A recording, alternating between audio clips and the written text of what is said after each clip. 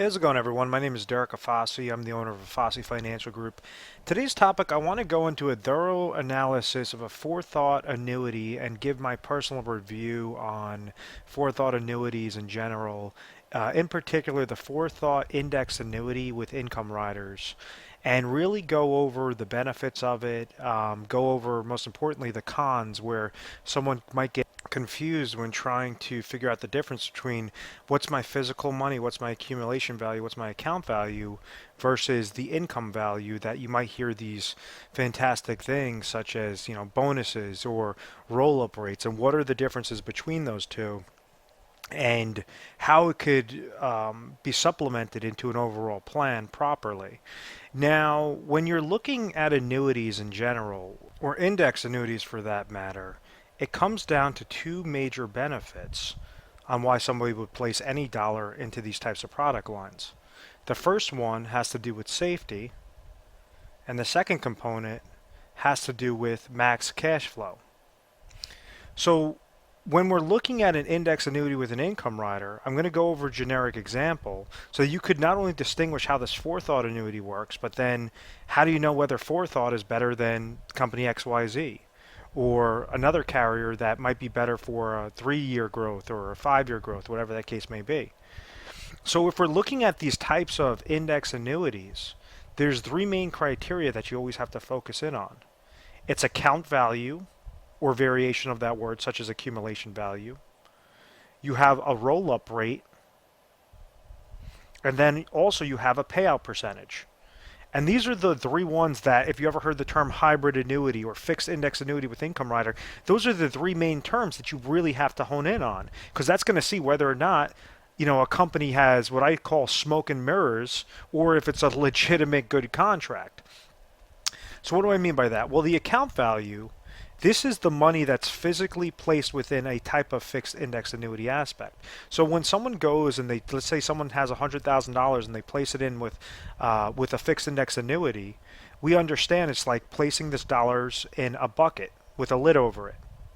Now, this bucket is tied to specific stock market indexes that are being offered through that company. So in this case, Forethought has variations of different indexes that they offer that is in comparison with this contract that correlates to this contract. So let's say that it was an S&P 500. I'm just going off of generic information because understand that these things change every couple of weeks, every couple of months, every couple of years. So we're just using a very simplistic example of an S&P 500, and let's say you have a 10% cap. Well, and you set up a contract in June 1st of 2016, and this was an annual point-to-point with a 10% cap. That means June 1st of 2017, let's say the S&P 500 went up 12%. Well, because you had a cap rate, they're going to open up that lid, pour the gain of 10% inside, and close that lid. So now your bucket's larger. The next year, let's say that the S&P 500 loses 12%. Well, rather than in a variable account that's tied to investments in mutual funds and downward market losses, the index, the fixed index component of an annuity, a fixed index annuity, states that if the market goes down, if the index goes down, you're going to receive a 0% gain. So therefore, that lid's going to remain closed. There's nothing coming out of that bucket. So that's how a generic fixed index annuity works.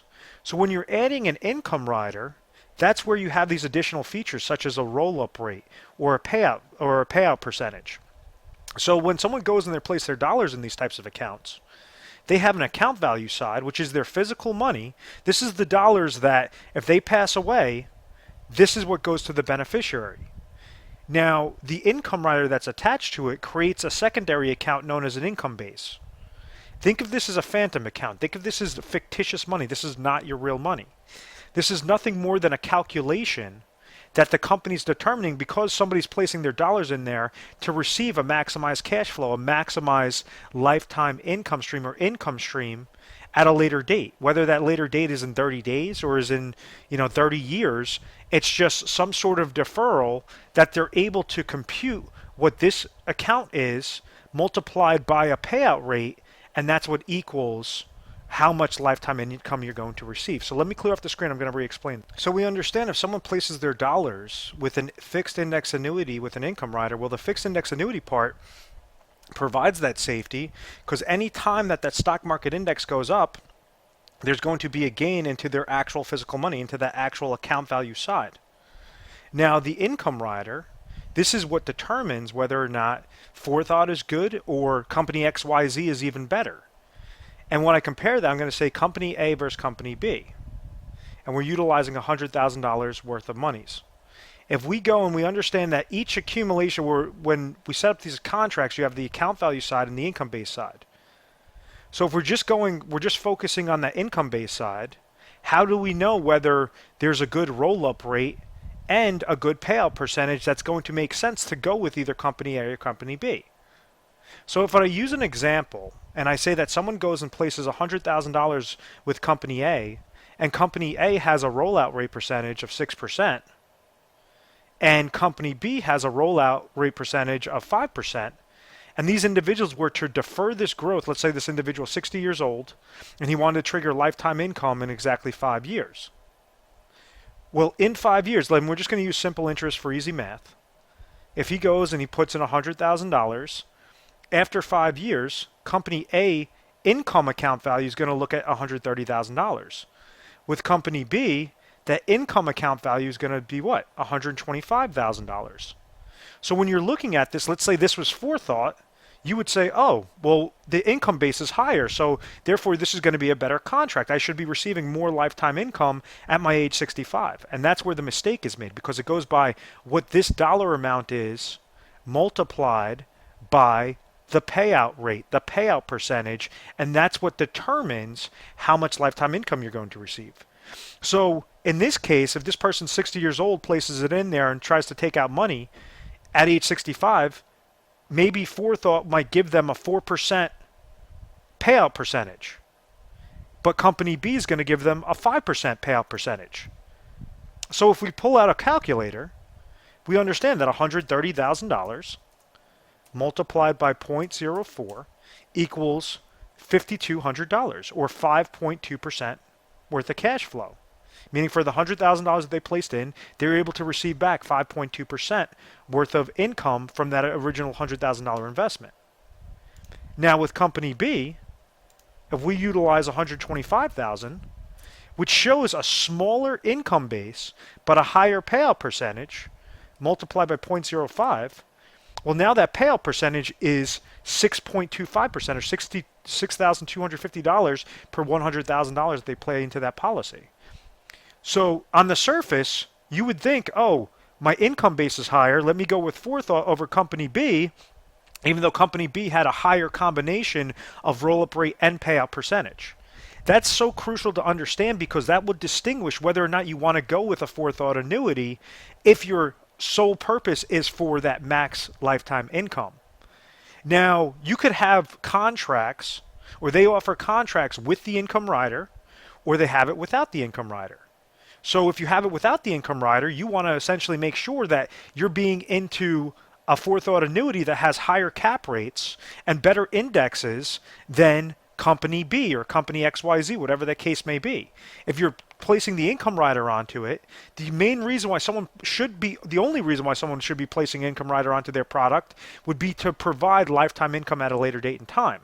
Rather than play that guessing game where they could place their dollars in a variable account and try to pull money from that account and have that risk of paying mutual fund related fees, advisor fees, and have that account go down, with the Forethought annuity or with the fixed index annuity with an income rider, they have that peace of mind that exactly in 5 years or 2 years or 30 days, whatever the case may be, they could trigger lifetime income.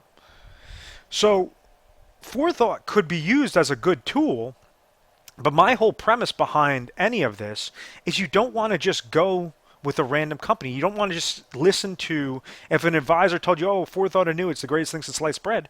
Well, you want to make sure for each dollar that you're leveraging for retirement, you're maximizing out how much of a benefit you could be receiving. So let me clear off the screen and explain that a little further. If we're looking for a safe, consistent growth goal, that safety goal, well, we want to make sure that Forethought is going to be the best offer as compared to the hundreds of different options, annuity options that you have available in your particular area. If you're looking mainly for the max cash flow, the max lifetime income goal, you want to make sure that Forethought is the best one compared to hundreds of the different carriers out there. So that's why the large mistake is made where individuals don't necessarily understand what the account value is doing, what the payout rate is, what the roll-up rate is, what the payout rate is doing. And that's why when they place dollars into a Forethought annuity and they're upset, it's because they weren't explained that properly. That's one of the things that we do is we make sure we try to educate you guys to see for each dollar, if you have a specific goal, first off, what is your specific situation? And then what is your goal? Does your goal make sure that it's covering an income source, meaning that if you're hitting retirement, do you have Social Security income coming to you? Do you have pension income coming to you? Are those two sources of income or one source of income enough to cover your retirement expenses? Because if it's not enough, then you have to pull from savings to make sure that you're supplementing that income properly. So if you keep living and living and living and living and living, obviously those expenses, you have some expenses that are going to stay fixed, other expenses that are going to be inflationary expenses that are going to keep increasing, increasing, increasing. So what we try to do is set up an overall plan, making sure that your income sources are completely covered. You're placing the smallest amount of dollars possible into those products that will provide the max amount of income source or the max amount of income that or the correct amount of income that correlates exactly to what your goal is. Everything additional could either be placed into variable accounts or could be placed into emergency monies. This last aspect is something that a lot of advisors try to dance around, and that's inflationary protection. Well, majority of advisors will tell you, oh, just leave your money in the market, and yes, we'll set up a little income plan, and that's going to give you level income. But if you have inflationary expenses, because inflation increases between 3 and 4% per year, and you don't have a concrete plan for that, then you're susceptible to that large inflationary risk. So with our plans, we make sure we're going through over hundreds of the top carriers, Forethought included, and multiple strategies before recommending anything to you and saying, hey, listen, based upon, and we utilize a process known as the Retire Sharp planning system that allows us to go through all the top carriers in your particular area with all their minutia and all their differences in product lines, and making sure that we have concrete strategy set up in conjunction with the plans so that you're leveraging the smallest amount of dollars possible into any sort of financial vehicle, but as much as necessary to incorporate that income source. Your emergency monies are liquid cash in case something was to happen. You had an oh my gosh moment. You could pull from monies. And then you have that inflationary protection, meaning that, let's say, you're 60 years old, at age 65, you're triggering income. And then every few years, you're going to have bumps in income. So that's stepping up with that inflationary protection. You're making sure that everything is sufficed. And what this allows you to do is have a confident retirement. Make sure that there's no worry in retirement. Give you that faith, give you that confidence to leave your job and say, I know that I could retire properly because I set it up the right way. And this is what we do on a daily basis. So at any point in time you have any questions, you found value in this video, and you want to know whether or not Forethought Annuity might be correct for your situation, or if there's going to be 10 other annuities much better than that. It's all about what does the analysis come back as the best possible route for your particular situation. Give us a call, 1-800-566-1002. We offer 24/7 customer service.